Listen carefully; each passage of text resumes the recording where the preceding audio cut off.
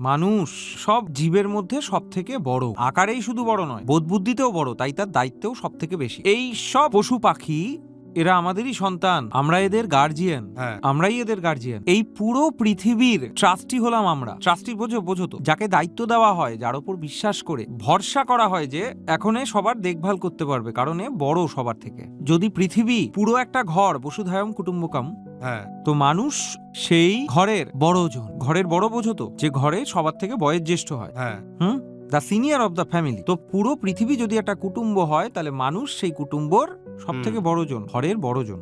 যে বাড়ির বড় হয় সে বাড়ির ছোটদেরকে মেরে খাবে কি, নাকি ঘরের ছোটদের রক্ষা করার দায়িত্বটা সে নেয়। তাই আমারও দায়িত্বের মধ্যে পড়ে এই গাছপালাদের রক্ষা করা। এইসব ছোটখাটো জীব বা হাতি হতে পারে, বড় যে কোনো জীবই হোক, এরা সবাই আমাদের থেকে ছোট। কোন দিক থেকে ছোট? কনসিয়াসনেস, চেতনার দিক থেকে সে ছোট। তো এরা আমাদের সন্তান, ছোট সন্তান তুল্য। এদের খেয়াল রাখতে হবে আমাদের, এদেরকে মেরে আমরা খাবো না।